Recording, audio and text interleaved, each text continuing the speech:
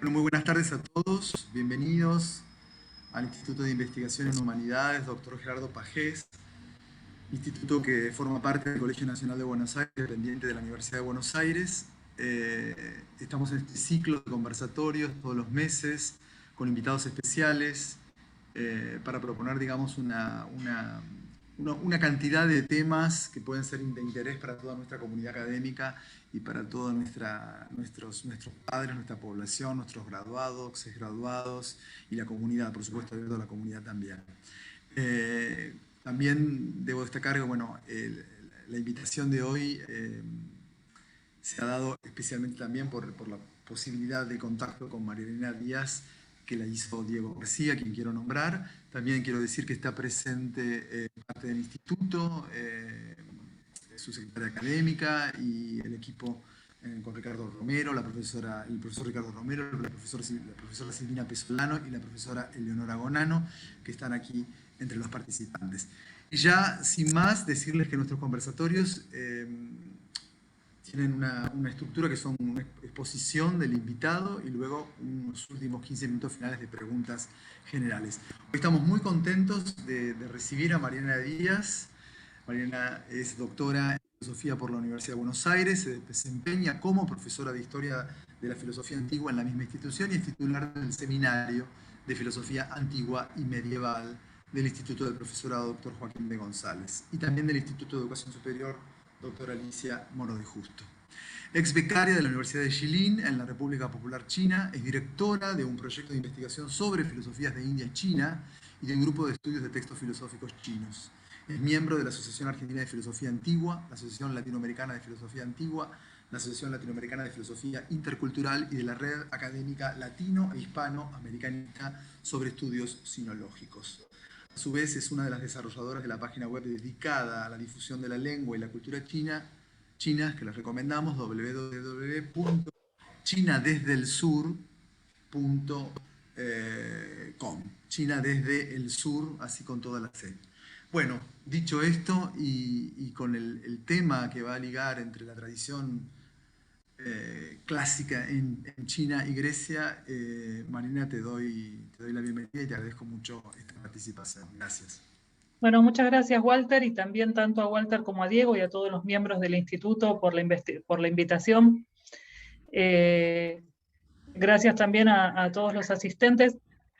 Fiel al espíritu del conversatorio, lo que voy a hacer es eso, una propuesta de conversación, así que voy a proponerle algunas líneas para abrir intercambio, y este intercambio va a tener dos modalidades. Una, inmediatamente luego de la charla, breve, de 15 minutos, pero inmediatamente al final del encuentro les voy a dejar algunas vías de contacto, tanto de la página web como de nuestro correo electrónico.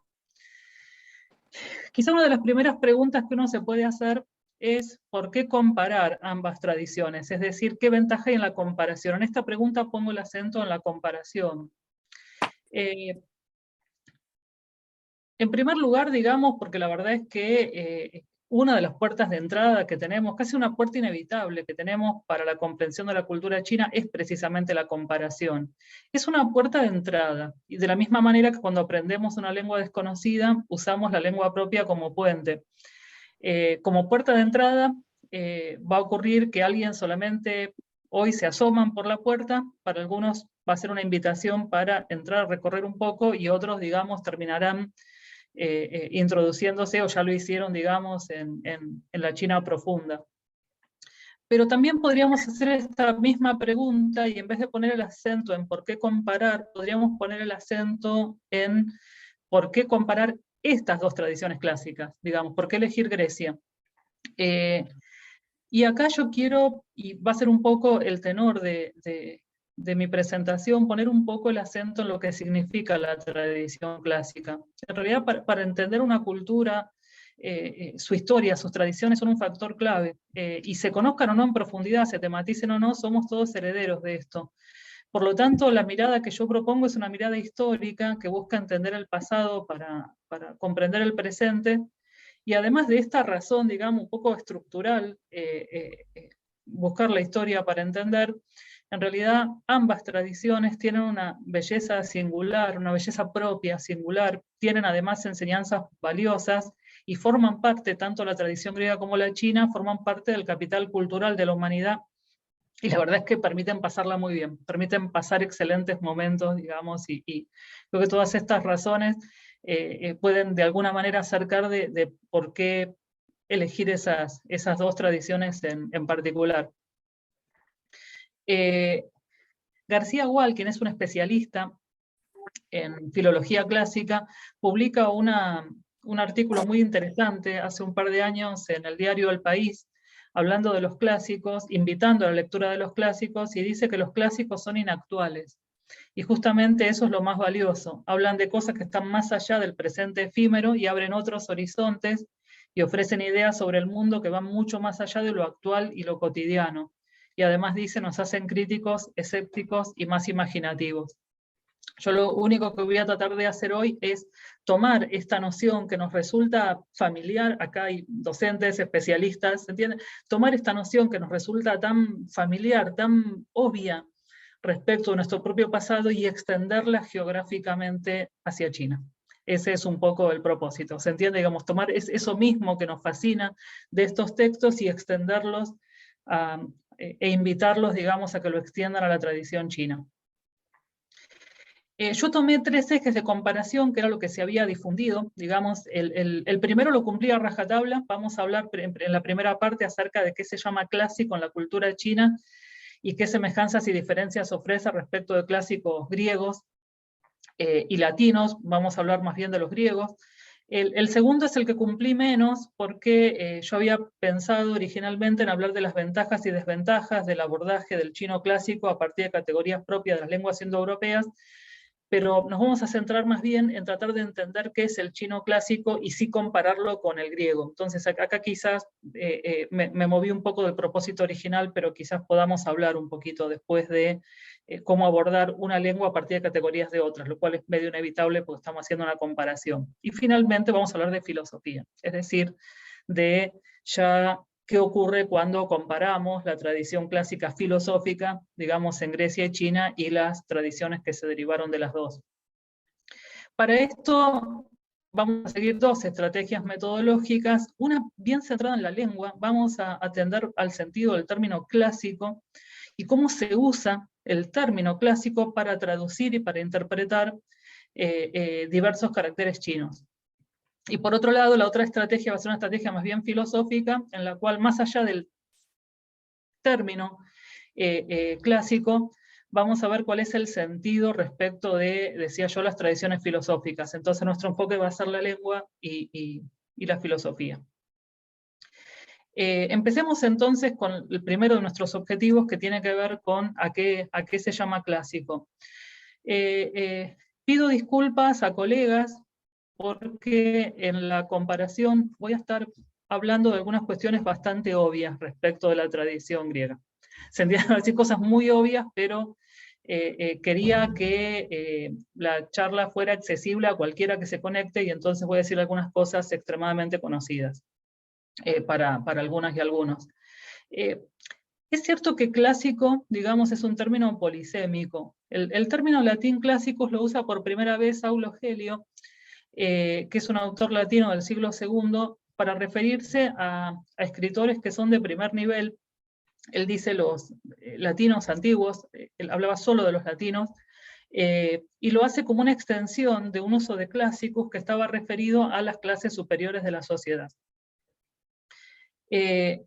La referencia inmediata para Aulo Gelio son los autores latinos antiguos, y recién, digamos, en el siglo XIX, alrededor del 1800, el término clásico se va a afianzar como un término que se aplica principalmente a los textos grecorromanos. Quiero decir que tiene una historia muy interesante el término clásico, porque aparece en un momento de la historia, desaparece, no se lo usa, y cuando reaparece, cada vez que reaparece, se lo va cargando con otros sentidos. Entonces tenemos un uso bastante restringido, que tiene que ver con autores grecorromanos que se toman, digamos, como modelo a partir de, sobre todo, el Renacimiento. Pero a partir de ahí, se va a producir una apertura a otros sentidos de clásico, que ya no es ese uso específico, digamos, referido a textos grecolatinos, sino que se aplica de un modo mucho más amplio, pero vamos a ver también más subjetivo, a obras que se consideran excelentes. Entonces, si leemos, digamos, ya una obra del siglo XX, como ¿Por qué leer los clásicos?, de Italo Calvino, y vemos la lista, hay dos cosas muy interesantes de la lista de este ensayo genial de Italo Calvino. Por un lado, que él mismo reconoce que hay algo azaroso en la lista. Él empieza a nombrar, a enumerar autores que significaron algo para él, y en un momento cita a Leopardi, y él dice, uy, es el único italiano que había citado, tendría que volver a hacer la lista de nuevo, porque hay un montón de cosas que no tuve en cuenta. Y además, fíjense que si bien aparecen griegos y romanos como Homero y Lucrecio, ya aparece Kafka, Dostoyevsky, Proust, Valéry, ¿se entiende? Empiezan a aparecer otros autores. Es una apertura que es la apertura que usamos hoy actualmente, que llamamos clásico a un partido Boca y River. ¿Se entiende? Digamos, es decir, el clásico se empieza a extender a otros cambios. No puse una imagen ni de la cancha de River ni de la Bombonera. Vamos a encontrar, si vemos textos chinos traducidos, vamos a ver que hay un uso amplísimo del término clásico. Aparece mucho, y en realidad, en los casos donde aparece referido a textos, está tratando de traduce un carácter chino que se pronuncia Qing, y que el sentido original de este carácter, cuyo componente principal es seda, uno de los soportes, digamos, de la escritura antigua china, su soporte era seda o varillas de bambú, principalmente. Este tiene su componente principal es seda, y el significado original de este carácter eran los hilos verticales de la trama en el tejido de un telar. Esos hilos que se tiran, digamos, verticales para después poder ir armando la urdimbre del telar. A partir de este significado básico de este carácter se abren varios sentidos por extensión, y muchos de ellos empiezan a significar regularidad o norma. ¿Se entiende? Porque yo tiro el hilo y los demás hilos tienen que seguir esta regularidad, esta norma dada por el armazón del telar. Y en un punto, a partir de esa extensión de norma o regularidad, se lo empieza a usar respecto de textos canónicos, específicamente para nombrar 5 textos que son valiosos para los confucianistas. De ahí que quizás incluso responde más este carácter Qing al término canon que al término clásico, pero por default, ahora vamos a ver, se lo traduce como clásico. Estos 5 clásicos confucianistas, que son los primeros que van a recibir esta característica de Qing, es decir, son textos que originalmente su nombre era diferente, pero que se le va a agregar el carácter Qing en un momento bastante especial de la historia china, de la historia china antigua. Este momento, del que vamos a hablar un poquito más adelante, tiene que ver con la decadencia de una dinastía. Es la decadencia de la dinastía Zhou. Ya ahora en un segundito vamos a hablar de eso, lo voy adelantando, pero es un momento, digamos, estamos hablando de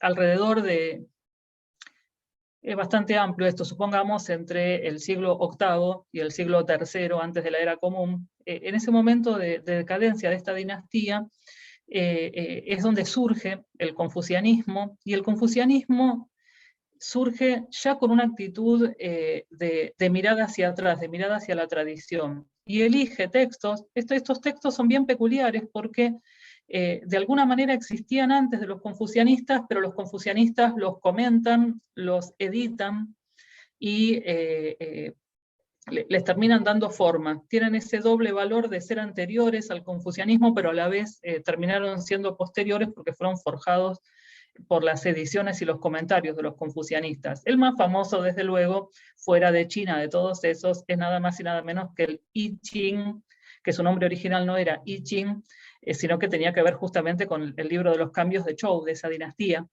el Zhou-I, pero que cuando los confucianistas le empiezan a dar ese valor de norma, Y fíjense las traducciones que se suelen dar de estos libros, son el clásico de los cambios, el clásico de la historia, el clásico de la poesía, el clásico de los ritos, y el único que no tiene ese nombre es el de los anales de primavera y otoño, simplemente porque hay una tendencia a formar el nombre de la obra con 2 caracteres, y como primavera y otoño, en realidad no se llama anales de primavera y otoño, esa es la traducción canónica. Los 2 caracteres dicen primavera y otoño, y para no agregarle un tercer carácter no le pusieron ahí el chin. Son textos bastante variados, de hecho uno es un conjunto de poesías. A partir de este establecimiento de estos textos, que ahora vamos a comentar un poco cuál era el sentido de estos, se empieza a extender, y eso va a ser una costumbre a lo largo de toda la historia china, de hecho sigue pasando actualmente, que se van armando otros grupos de textos clásicos, y quizá el más importante, ahora les digo por qué, es este que se suele llamar los 4 libros, los Sishu o 4 libros, digamos que son 4 textos ya escritos por autores confucianistas, ¿no? ¿Se acuerdan que los 5 clásicos eran textos que los confucianistas retoman de la tradición anterior y comentan y editan? Estos son textos de confucianistas, y tanto el grupo anterior como este grupo, acá ya tenemos las Analectas de Confucio, el libro de Mencio, que se conoce con su mismo nombre, el libro de Mencio se llama Mencio, una costumbre china bastante antigua. Estos 4 textos, junto con los otros, van a formar una expresión que es Sishu Wu Jing, y este Sishu Wu Jing son los 5 clásicos y los 4 libros. ¿Por qué son importantes estos 9 libros que figuran acá? Porque van a ser la base sobre la cual se van a armar los exámenes imperiales. Es decir, se van a consolidar, ya dijimos que los 5 clásicos se consolidan en un periodo anterior, digamos, en un periodo que podríamos decir la dinastía Han, entre el siglo II antes de Cristo y el siglo II después de Cristo. La dinastía Han va a ser el primer intento de colocar a los clásicos confucianistas como textos necesarios para el gobierno, conocimientos necesarios para el gobierno. Van a ser leídos como textos políticos. Incluso textos que no fueron escritos con un propósito eminentemente político se van a leer como textos políticos. Y finalmente, cuando en el siglo XII, esa es la diapositiva anterior, se van a considerar estos 4 textos como los 4 libros principales del confucianismo, agregándolos a los otros 5, va a ser directamente el corpus principal de los exámenes imperiales. Y entonces a los candidatos se les va a pedir que hagan un comentario, digamos, de estos textos, que interpreten estos textos. Acá ya va marcando cierto rasgo de la filosofía china, digamos, que tiene un sesgo ético-político bastante marcado, más allá de que hay textos metafísicos, pero su orientación política, digamos, es bastante marcada. Así que es un poco respecto de qué se llama clásico en una u otra tradición. Recién hablamos solo de los libros, ahora vamos a hablar un poquito de la lengua. Y son 2 lenguas realmente bien disímiles, y es extremadamente interesante, es uno de los temas a los que yo me empecé a dedicar. En realidad, yo me doctoré con un tema de Aristóteles, y durante un tiempo después me dediqué a cómo se traducía Aristóteles al chino. Digamos, uno de mis temas de interés fue ver cómo estas 2 lenguas, digamos, tan maravillosas como el griego antiguo y el chino, pero tan disímiles, cómo se puede traducir una a la otra, es decir, específicamente la traducción de Aristóteles al chino. El chino clásico, digamos, que se lo suele llamar también el griego clásico, llamado también griego antiguo, ¿por qué es tan distinto, digamos, del chino? Evidentemente porque es de otra familia. El griego antiguo es de la familia de las lenguas indoeuropeas, denomina específicamente una lengua que es hablada, pero también escrita durante la antigüedad. Es una lengua alfabética y flexiva, y fíjense que yo diga es una lengua alfabética, para nosotros va como de suyo, es decir, ¿cómo es alfabética? ¿Y por qué aclarar que es alfabética? Bueno, ya saben por qué, evidentemente, porque lo vamos a comparar ahora con una lengua que no es alfabética y que tampoco es flexiva. A diferencia del español, el griego clásico flexiona tanto a nivel verbal como nominal. Nosotros tenemos la flexión verbal, digamos, pero no la flexión nominal. Griego clásico nos es muy accesible a los hispanoparlantes, porque no solamente porque el español deriva de ella, sino porque enriquece muchísimo la comprensión, digamos, de nuestra propia lengua, sea tanto a nivel estructural, digamos, como a nivel semántico. En cambio, si pensamos en el chino no es una lengua alfabética, sino que sus unidades son logogramas, son unidades mínimas de escritura, y cada unidad mínima de escritura, ahí tenemos dos, eso significa carácter chino, digamos, hanzi. Cada uno de esos caracteres va a ser un morfema o un lexema, digamos, o directamente una palabra. Si estamos teniendo en cuenta la comparación respecto del griego, hay que tener en cuenta que un logograma, a diferencia de las letras, no representa por sí mismo un sonido. Los caracteres chinos por sí mismos no representan sonidos, pero tampoco son dibujos. No son dibujitos, no son representaciones pictóricas de cosas o ideas. Si bien hay un conjunto bastante reducido, alrededor del 10% de los caracteres chinos sí son pictográficos, son representaciones gráficas de algún objeto. Tienen un origen oracular. Esto va a ser ahora bastante importante cuando hablemos un segundo de la filosofía, del origen de la filosofía china, y se originaron durante la dinastía Shang, que abarcó del 1600 al 1046, digamos, antes de la era común. Cuando ustedes ven que yo al lado de los caracteres estoy poniendo una pronunciación, una guía de pronunciación, esta guía de pronunciación se llama Pinyin, y es bien reciente.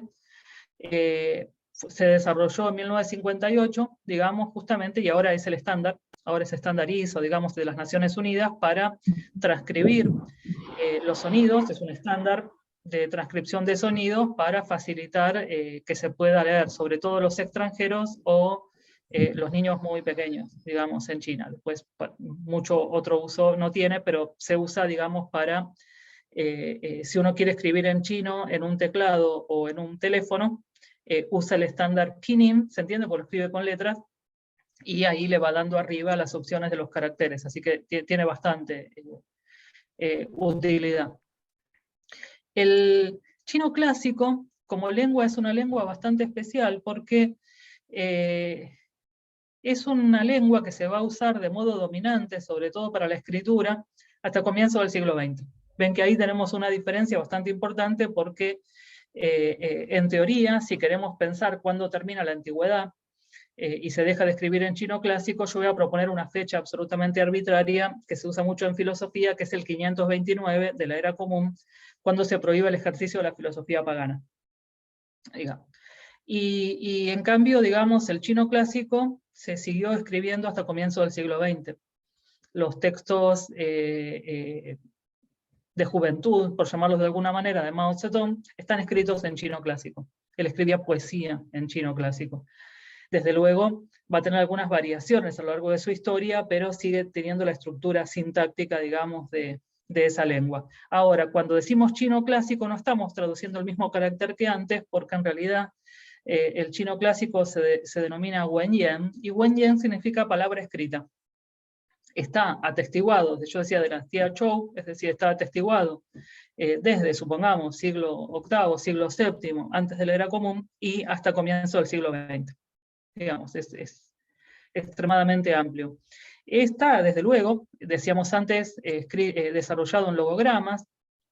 Uno de sus recursos semánticos es la imagen, y va a estructurar su sintaxis por medio de, porque fíjense, al no flexionar uno dice cómo se arma la estructura de una oración. Bueno, lo que va a hacer es recurrir a unos caracteres que se llaman shu zi, caracteres vacíos literalmente, pero esto se lo suele traducir como caracteres funcionales, que lo que se colocan en estos caracteres funcionales en diferentes posiciones en la oración y van marcando la estructura sintáctica.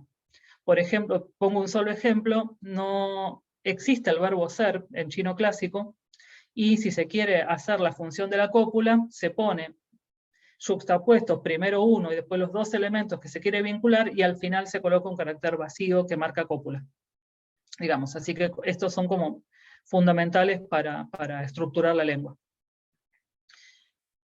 Una cuestión bien específica e interesante son las profundas continuidades que hay entre el chino clásico y el chino moderno. pervivieron estructuras, caracteres, y eso hace que se estudie en poesía frases en chino clásico desde la escuela elemental en China.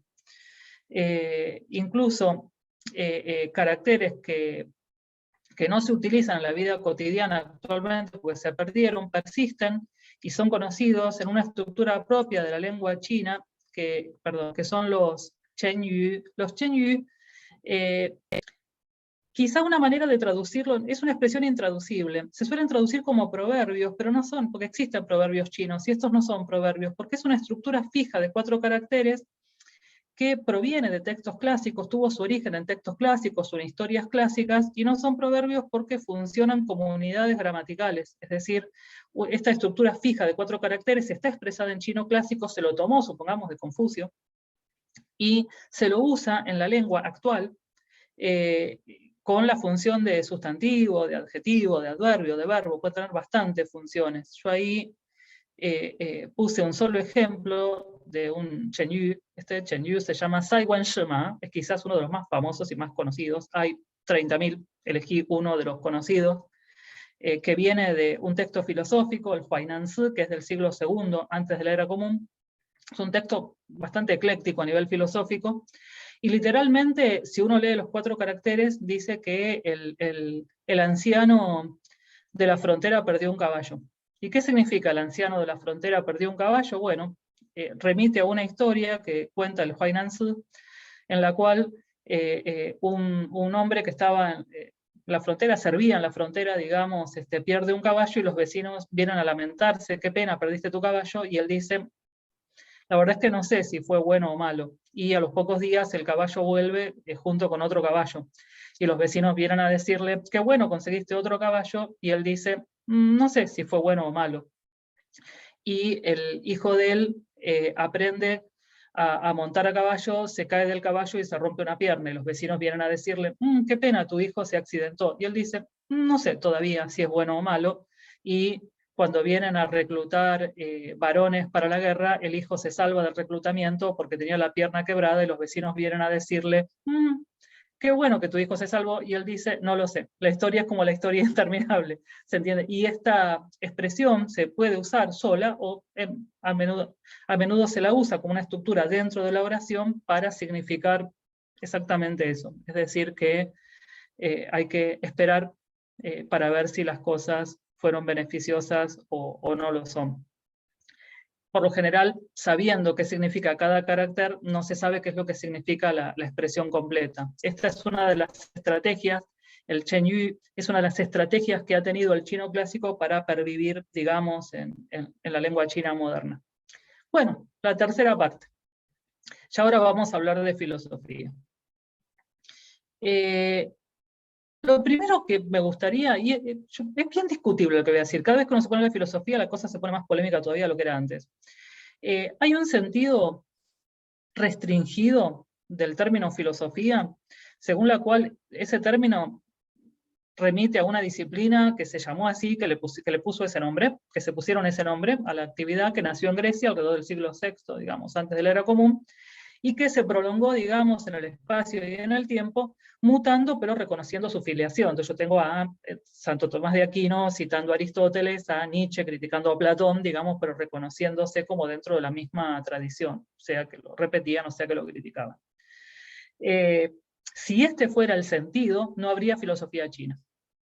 Hay un sentido amplio, sin embargo, según el cual es una actividad humana inevitable.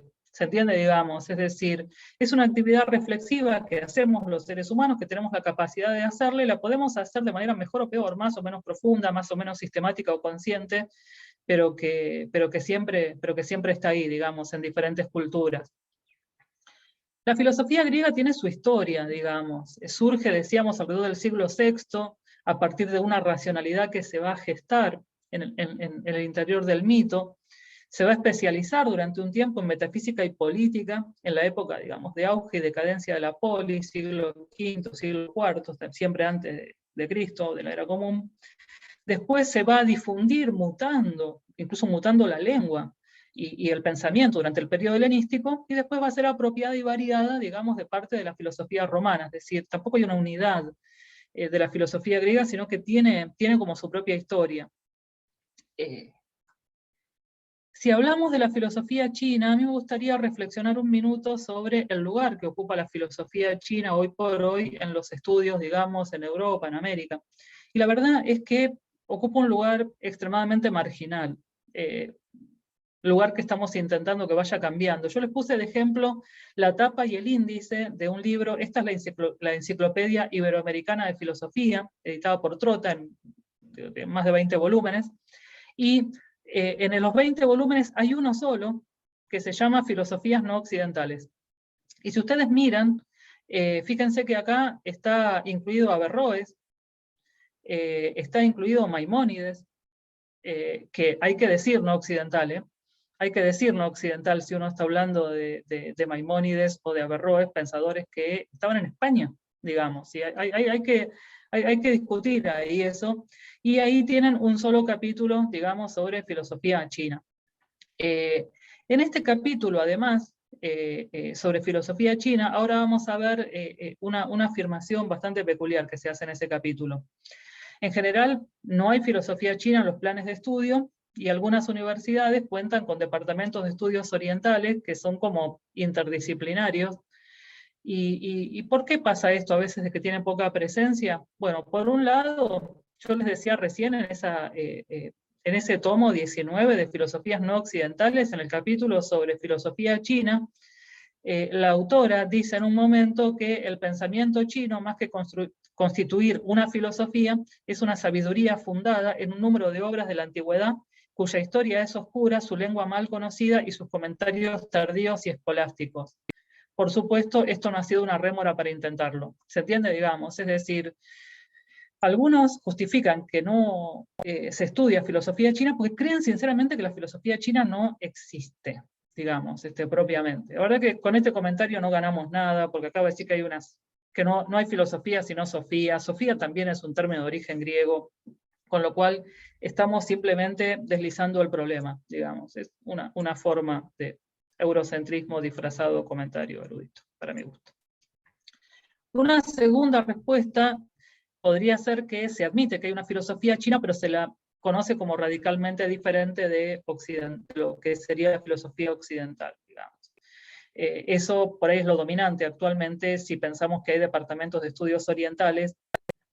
Está bastante en cuestión hoy en día la constitución de los términos oriental y occidental, digamos. Son términos que cada vez que aparecen tienen que ser atendidos con cuidado, tienen que generarnos sospecha. Cada vez que aparece oriental o occidental, digamos, hay una sospecha terrible respecto del sentido, porque engloba una heterogeneidad profunda, digamos, realmente una heterogeneidad marcada por fuera de eso. Quizás estas dos son las dos razones, ya les digo, las dos razones que veo de por qué no se ha estudiado filosofía china, ya digo, es porque sinceramente hay quien piensa académicamente, de hecho lo hemos publicado en un libro que yo acabo de mencionar recién, que no hay filosofía china, y otros que piensan que la hay, pero que es muy heterogénea, como si solamente se pudiera entender a partir de sus propios presupuestos, digamos, y entonces no podría integrarse dentro de una currícula que empezara con Platón y Aristóteles, digamos. Lo cierto es que, así como yo decía que la filosofía griega tiene su origen con una racionalidad que se gesta en el interior del mito, era bastante común decir antes que la filosofía griega nace oponiéndose al mito, ¿no? La famosa distinción entre el mito y el logos, y entonces la filosofía nace cuando empiezan a argumentar oponiéndose al mito, pero en realidad hay una racionalidad propia del mito que hace que se geste la filosofía. No es que un día se levanta Tales y dice, bueno, se acabó gente, acá viene el filósofo y voy a hacer algo distinto, digamos, sino que eso, hay una forma de pensar el mito, de empezar a racionalizar. El mito supone una cierta racionalización. Y en el caso de la filosofía china, esta racionalidad se gesta en el interior de las prácticas adivinatorias. Las prácticas adivinatorias en China dan lugar a la lengua. Los caracteres chinos más antiguos que estamos viendo ahora en el plastrón de una tortuga son caracteres oraculares, y el primer tipo de racionalidad típico del I Ching, por ejemplo, que mencionábamos antes, es una racionalidad que se gesta a partir de prácticas que son de este estilo, digamos. Estos son planteos del siglo XX en el cual ya no hay problema en hablar de una racionalidad en el interior del mito o de una racionalidad adivinatoria. de alguna forma. Yo hablé antes de los clásicos confucianistas, y lo cierto es que el confucianismo es una filosofía que tiene más de 2500 años de historia activa. Hay filósofos actualmente que se reconocen como confucianistas o como nuevo confucianistas. La filosofía china no se agota en el confucianismo. Nos centramos ahí porque sigue siendo la corriente más influyente y además la más proteica. El confucianismo fue la que más capaz de incorporar elementos de otras escuelas, del taoísmo y del budismo sobre todo, pero también del legalismo en la filosofía china antigua. Ahora, cualquier línea que tomemos, yo tomé el confucianismo por la importancia política que les decía y por la importancia actual del confucianismo, pero no es una historia lineal. Es una historia donde tuvo y sigue teniendo cuestionamientos, pero sigue siendo bastante representativa de la tradición. Hay un elemento muy importante acá, y creo que eso sí marcaría también una diferencia respecto de la tradición filosófica griega, y es que el confucianismo está asociado en China a la identidad cultural, al patriotismo, se entiende, a lo propio, a algo que es expresión de su propia nación. Por eso se estudia de jardín de infantes. Y por eso ha tenido tanta pervivencia a lo largo de la historia. En momentos donde estaban amenazados por los extranjeros, el confucianismo era de alguna forma incluso un refugio. Pero como tal, todo ese tipo de saber que estábamos nombrando recién no se nombraba con el término filosofía. El término filosofía, evidentemente, ¿no? Filosofía se inventó en Grecia y se expresó en una tradición en Europa y América. En realidad, el término chino, che shue, que traduce filosofía, es del siglo XIX. El resultado es de la época colonialista, en la cual empiezan a querer modernizarse, digamos, para poder inventar herramientas para poder pararse frente a los europeos y poder sacarlo del territorio, desde luego. Y ahí cuando se quieren modernizar, los primeros que se modernizan son desde luego los japoneses, y entonces este erudito japonés muy importante, Nishi Amane, en 1873, inventa un término para traducir filosofía. Esto va a tener, después los chinos lo toman de ahí, va a tener una influencia bastante grande en cómo empiezan a armar qué significa esto, ya ahora con elementos venidos de Europa. Ahí se va a forjar una filosofía diferente y se van a empezar a armar historias de la filosofía y a mostrar, digamos, cómo China también de alguna forma tenía una filosofía. Entonces, yo les decía antes, ya me estoy acercando al final, que mi invitación era a ampliar el horizonte propiamente. Acá vuelvo a citar el texto que yo mencioné antes de García Gual. García Gual en un momento dice: creo que hay dos tipos de clásicos, los universales, que mantienen su vivaz impacto incluso a través de sus traducciones, y los nacionales, aquellos cuyo prestigio va ligado a la frescura y belleza de su lengua original. Así, para él, digo la opinión de García Gual, Cervantes, Shakespeare y Tolstoy resultan del primer grupo, pero Góngora y Ronsard más bien del segundo. Y es evidente, él reconoce que la lista canónica puede variar según las épocas. A mí me interesaba este primer concepto de clásico universal que se mantiene vivo incluso a través de la traducción, digamos. Y entonces lo único que habría que hacer es ampliar el panorama e incluso pensar en esta frase de Calvino, cuando Calvino dice que se llama clásicos a los libros que constituyen una riqueza para quien los ha leído y amado, pero que constituyen una riqueza no menor para quien se reserva la suerte de leerlos por primera vez en las mejores condiciones para saborearlos.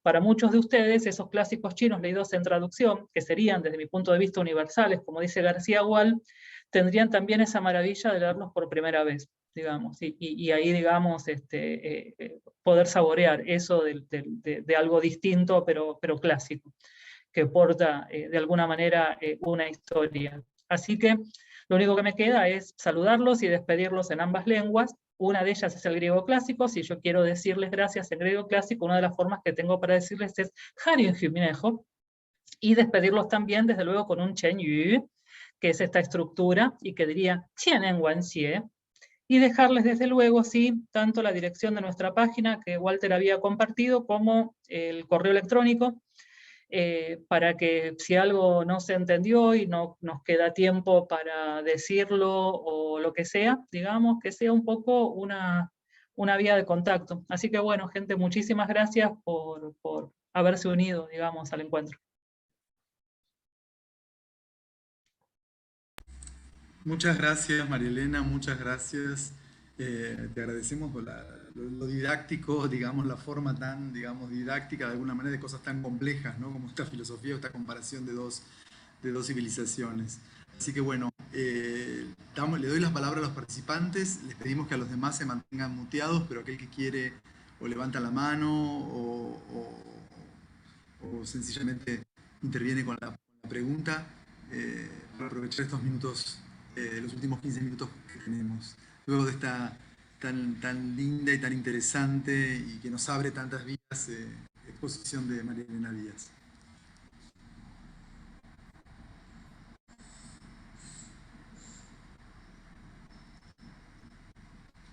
Ahora sí estoy mirando el chat. Saludos a la gente que se conectó de Venezuela. Sí, claro, tal cual. Yo vi el mensaje. Sí, sí. Yo me animo con una primera pregunta. Elena, muchísimas gracias, súper interesante. Me parece que a todos los que estamos en el colegio familiarizados con la cultura latina, bueno, nos abre el horizonte y nos da como herramientas para pensar de qué manera toda esta cultura latina, esta formación en el colegio, nos sirve para mirar lo que pasa en China, ¿no? Así que muchísimas gracias, como siempre, súper profundo y a la vez didáctico, que es algo muy especial. Te quería preguntar si tenés idea de cómo circulan socialmente los clásicos, ¿no? Porque en el mundo euro-norteamericano o euroamericano, los clásicos son una marca de identidad, ¿no? Hay por un lado arquitectura neoclásica desde Argentina hasta Canadá y en todos los países de Europa, y para todos Homero es una referencia y Virgilio también, y no solamente es una marca de identidad, sino también incluso es una marca prestigiosa, ¿no? Como es algo sofisticado, conocer los clásicos, incluso clásicos medievales o del Renacimiento, tener esos conocimientos, son parte de un capital cultural sofisticado. Te quería preguntar si tenías alguna noción de cómo circulan hoy los clásicos socialmente en China. Sí, son un poco más populares, para compararlo un poco. Quiero decir, desde luego, ponerse a leer un clásico en su lengua original, un estudiante de secundario lo puede hacer. Se entiende, un estudiante de una escuela equivalente a secundario puede leer un clásico en su lengua original porque hay bastante continuidad. Pero a la vez son muy populares, aparecen en novelas, en películas, personajes que se volvieron famosos, digamos, y que son hasta graciosos algunos o profundos de todos lados, qué sé yo, digamos. Si pensamos en una de las novelas clásicas chinas, El romance de los tres reinos, uno de los personajes principales, digamos, sería como el malvado, que se llama Cao Cao. Hay un dicho chino que se dice, Shuo Cao Cao, Cao Cao Chiu Tao. Es decir, si menciono a Cao Cao, Cao Cao aparece. Se entiende que es bastante gracioso porque es un personaje medio malvado y decir, no lo nombres que aparece. Entonces, si digo Cao Cao, Cao Cao ahí aparece, digamos. Entonces aparece en eso, cultura popular, novela, lo que sea, digamos. La verdad que, ya te digo, pero yo creo que ahí el elemento importante, y es muy interesante estudiarlo en el siglo XX o en el siglo XXI, es cómo está asociado la identidad cultural, cómo está asociado la nacionalidad china, aquello que los define como algo que ellos son, digamos, y que portan. Hay una noción de un filósofo chino bastante famoso actualmente, se llama Chan Weiwei, que él dice, China no es un estado-nación, China es un estado civilizacional, es un estado que porta una civilización. Nosotros no portamos solamente, no somos un estado-nación como una nación como Europa, porque Europa dice son diferentes estado-nación que representan la misma cultura. Nosotros somos un estado que porta una cultura. Entonces esa cultura se valoriza de una manera brutal y se populariza. Gracias.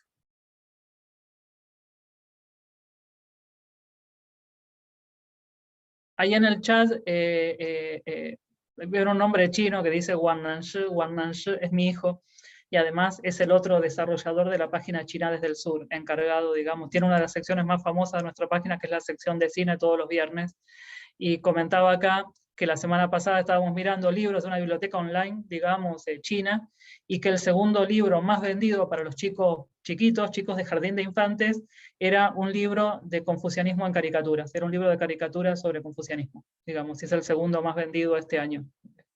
Así que, gracias.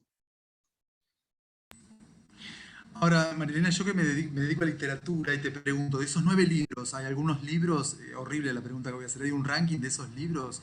Digamos, si yo lo quisiera comparar con la Ilíada, la Odisea, digamos, y pensar que de alguna manera en Occidente estamos basándonos en que hasta hay teorías de la literatura que dicen, bueno, que los dos grandes relatos son los relatos de guerra, como relatos sobre la guerra de Troya, o el relato de alguien que vuelve de algún problema muy grande y vuelve a su casa, ¿no es cierto?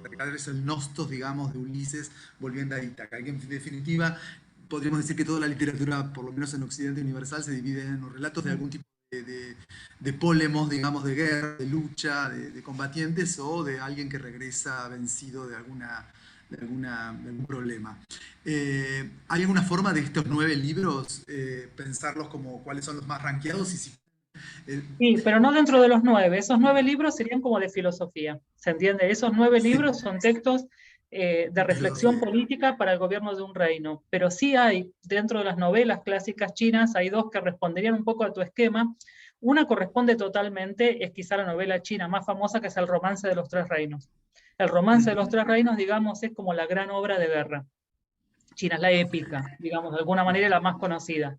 Y el otro, en vez de ser estrictamente de regreso, es la historia de un viaje, se llama Viaje al Oeste, y narra un viaje de un monje budista que va a India a buscar, va de China a India a buscar los clásicos budistas. Pero es un viaje bastante fantástico porque el personaje principal que lo acompaña, que todos deben conocer por Dragon Ball, que es Sun Wukong, es un mono. Es el rey mono, digamos. Va con unos animales y entonces narra todo ese viaje, digamos, fantástico de aventuras, donde aparecen todos los personajes de la tradición mitológica china, en ese viaje peligrosísimo. Así que ahí tendríamos como esos 2, serían como los más famosos, digamos, los más imitados, que aparecen por todos lados. La Dragon Ball es una adaptación japonesa de el personaje principal de Viaje al Oeste, digamos, que se llama igual.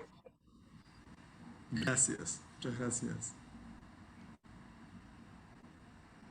Walter, ahí, sí. ahí María Elena tiene está Juan Manuel Grande levantando la mano para hacerle una pregunta, y tiene una por el chat de Juan Ignacio. No sé, María Elena, ¿cuál querés contestar primero? Sí, ahí veo la de Juan Ignacio. Si es una religión. La verdad es que la respuesta que me sale, la pregunta es si el confucianismo es una religión. La respuesta que me sale bien visceral es no. A partir de ahí habría que aclarar algunas cosas, porque la religión básica tradicional china es el culto a los ancestros. ¿Se entiende? Es la más básica, la más actual, y todo lo demás que aparece como religión termina siendo una especie de mutación del culto a los ancestros como algo fundamental. Los ancestros en China son los de la propia familia, pero también son los de la nación, y también son los de la profesión. Entonces, ustedes pueden ir a China y encontrar templos a Confucio, y eso puede confundir bastante, porque uno ve un templo a Confucio y dice, es una religión, y la verdad es que no, porque a Confucio se lo honra como antepasado.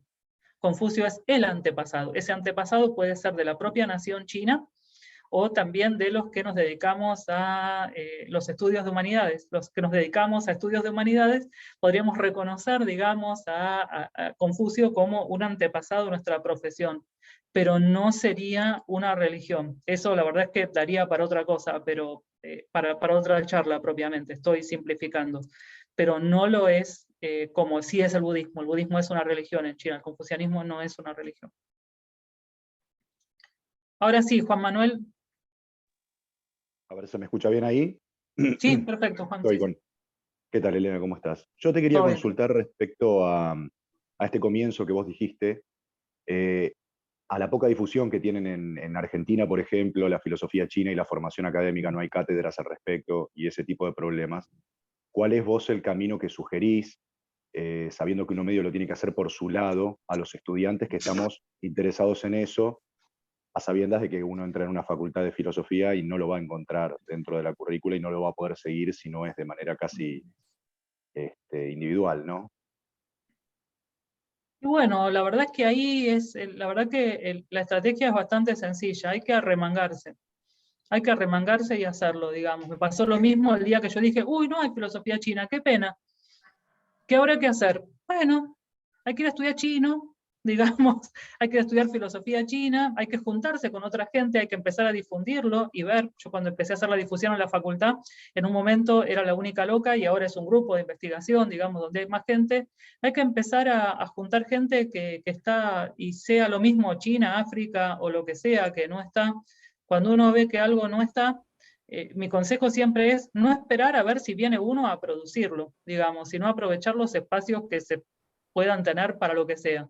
No una especie de cruzada, ¿se entiende? Digamos, una especie de cruzada, sino el objetivo de mi vida, qué sé yo, la verdad es que a mí me encanta, lo voy difundiendo, lo empecé a meter en la facultad, conseguí tener un proyecto de investigación oficial, reconocido, radicado en el Instituto de Filosofía, digamos, y todo eso, y el año pasado se defendió la primera tesis de licenciatura de la carrera de filosofía que trata un tema chino. Se defendió una tesis que dirigí yo sobre Heráclito y el Tao.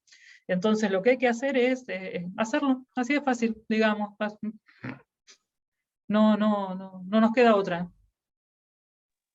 Gracias, Elena.